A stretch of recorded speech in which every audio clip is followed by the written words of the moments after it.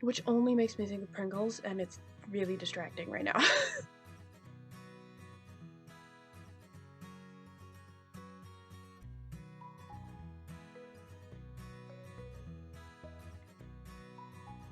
Hey guys, it's CMRJ, and that means you can call me RJ. It's been a while. My bad. I was on vacation and didn't feel like making videos, and no one's watching anyway, so it doesn't matter. As per my new series, I guess, I'm making another holiday video. This one should be a bit interesting since I don't really like Christmas, generally speaking, so I definitely had to stretch for these Christmas books. Basically, if they're in winter, we're gonna call that good enough. Sorry, but I like doing these videos enough that I figured I'd make do. But before I say anything else, make sure you like and subscribe, hit that bell button so you're notified every time I post, and comment down below what you're hoping you get for Christmas. Now, Christmas is supposed to be happy and warm, right? So I have to do my comfort books first because they are immediately what came to mind. Don't kill me, but Harry Potter! I know, okay, shut up. They aren't unknown, but I seriously might reread them over Christmas just because Christmas in the books is exactly what I would want for the Christmas spirit, you know? Anyway, on to some actual recommendations. No, I'm not kidding about these. Harry Potter's good. So, book 2. Like I said, Christmas books are not my style, so you're gonna have to bear with me as this is basically just gonna be a video in which I recommend books that might take place during the winter, so my apologies. Anyway, this next book is called Dragon Rider by Cornelia Funk. They wrote the Inkheart series, if you're wondering why that name sounds familiar. This is also actually a series, but I've only read book 1. Whoops.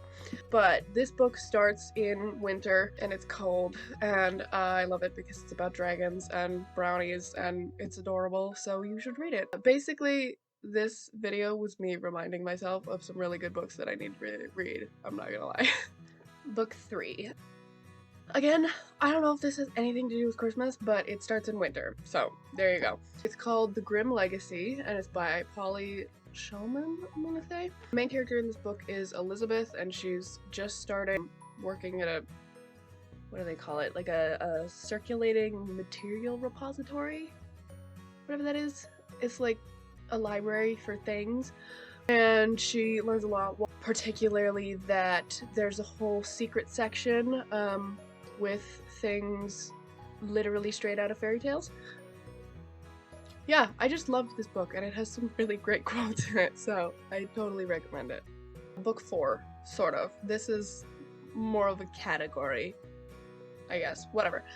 I want to go a bit younger in age group. There's a bunch of Christmas or winter themed Animal Arc books, and that's a series I loved when I was younger. Specifically, of literally the ones that I have. I didn't even look if there's others. I have Kitten in the Cold, Hamster in the Holly, Terrier in the Tinsel, it goes, Colt on Christmas Eve, and Spaniel, why can I never remember how to say that name, that word? It's a dog. You know, you could see it in a stocking.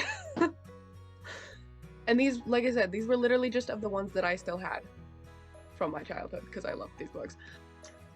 So there's probably more. The Animal Arc books are about the daughter of a vet saving animals because it's what she loves. Like I said, they're a much younger reader level, but they are good. I mean, you know, obviously, they're very small. They're, you know, like beginner chapter books. They're scholastic books, you know, whatever. But they are good and they're cute. I loved them for a long time.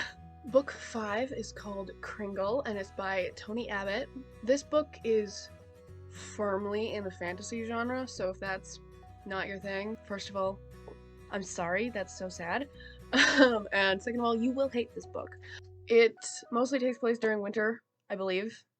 At least it starts during the winter, which is important, and it's about this boy named Gringo, which only makes me think of Pringles, and it's really distracting right now. He lives alone in this little hut in the middle of the woods, and then everything changed when the goblins attacked. If you get that quote, we can be friends, I love you. Anyway, it is about elves and goblins and mystical things, and it's great. Book 6. I'm not gonna lie, I haven't read this book in ages, but I love this author's books, so I'm sure it was great. It's called The Winter Witch, and it's by Paula Braxton. Like I said, I haven't read it in ages, but it's called The Winter Witch, so it must have something to do with winter, right? And I love a good witch book, and Paula writes such good ones, so I recommend this, although, like I said, I literally remember nothing, and the only reason that I think it's about winter is because it's called The Winter Witch. I should reread that. It needs to happen. Anyways, the main character's name is Morgana. Such an original witch name, isn't it? And obviously she has powers, but has to keep them hidden until eventually she has to save her world, basically, you know, I think. It's super cliche in a lot of ways, I know, but I promise it was good. Probably. Also, this is the first book in a series, and I've only read book 1. I'm pretty sure. This is common.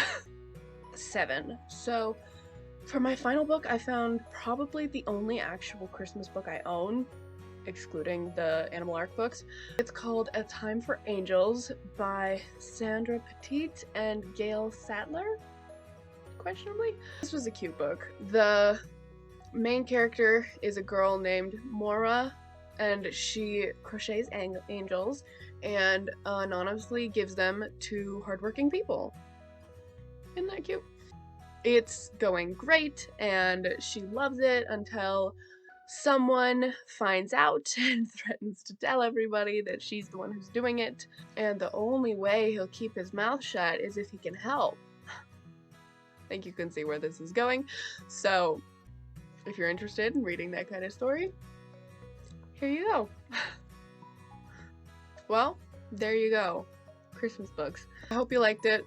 Well, that's all I have for you guys today. Come back next Thursday for another video. Catch you later. Bye.